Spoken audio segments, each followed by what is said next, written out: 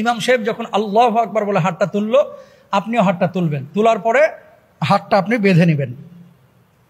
আবার হাত বাঁধার পরে এদিক সেদিক তাকায়েন না, কিন্তু হাত বাঁধিয়া আপনার চোখ থাকবে একেবারে সিজদার স্থানে। আল্লাহু আকবার বলে আপনি কি করলেন? প্রথমবার হাত বেঁধে নিলেন, সুবহানাকাল্লাহুম্মা ওয়া বিহামদিকা ওয়া তাবারাকা ইসমুকা ওয়া তাআলা জাদ্দুকা, ছানা পড়লেন। ছানা পড়ার পরে আবার আল্লাহু আকবার বলে ইমাম সাহেব হাত তুললো, আপনারাও হাত তুলে হাতটা ছেড়ে দিবেন। আবার আল্লাহু আকবার বলে ইমাম সাহেব হাত তুললো, আপনারাও হাত তুলে হাত ছেড়ে দিবেন। কয়বার গেল? দুইবার হাত ছাড়লেন। এবার আল্লাহু আকবার বলে ইমাম সাহেব আবার তাকবীর দিবে, আপনারাও তাকবীর দিয়ে ইমাম সাহেব হাত বাঁধবে, আপনারাও হাত বেঁধে নেবেন। আর ডান বামে তাকাবেন না, তাকাবেন হচ্ছে নিচে, নিচে সিজদার স্থানে।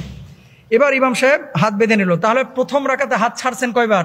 দুইবার। মনে রাখবেন, প্রথম রাকাতে কয়বার? দুইবার হাত ছাড়ছেন।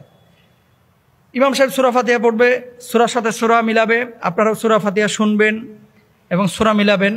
2 নম্বর বিষয়, আপনি তো কেরাত শুনলেন, শোনার পরে রুকুতে গেলেন, সুবহানা রাব্বিল আযীম, সুবহানা রাব্বিল আযীম, সুবহানা রাব্বিল আযীম। রুকু থেকে ইমাম সাহেব উঠলো, আপনিও উঠলেন। সেজদা দিল 2টা, আপনিও দিলেন। সেজদার মধ্যে কি পড়বেন? অন্য নামাজে যা পড়েন তাই পড়বেন। সেজদা থেকে ওঠার পরে আল্লাহু আকবার বলে ইমাম সাহেব যখন উঠলো, উঠার পরে ইমাম সাহেব কিন্তু শুরুতেই সূরা ফাতিহা পড়ে। আপনারা পড়বেন বা শুনবেন, দুটাই জায়েজ আছে। 2 নম্বর হচ্ছে সূরা ফাতিহা, সূরা শেষ। এবার ইমাম সাহেব কিন্তু তাকবীর দিবে। খেয়াল করেন, ইমাম সাহেব তো হাত বাঁধাই আছে, আপনাদেরও হাত বাঁধা। আল্লাহু আকবার বলে ইমাম সাহেব হাত তুলে হাত ছেড়ে দিবে, আপনারাও ছেড়ে দেবেন। কয়বার গেল? একবার। 2 নম্বর, ইমাম সাহেব আবার আল্লাহু আকবার বলে হাত তুলে হাত ছেড়ে দেবে। 3 নম্বর, আল্লাহু আকবার বলে আবার ইমাম সাহেব হাত তাকবীর দিয়ে হাত তুলে হাত ছেড়ে দেবে। তাহলে হাত ছাড়লেন কয়বার? 3 বার। চতুর্থবার আর কিন্তু হাত বাঁধবেন না। অনেকে কি করে, ওই হাত ফেলার পরে এদিকে দিক তাকায় যে কিরে এখন কি করব। এরপরে একবার বাঁধে, একবার ছাড়ে, বাঁধে, একবার কার্টুনের মতো দেখা যায় আর কি।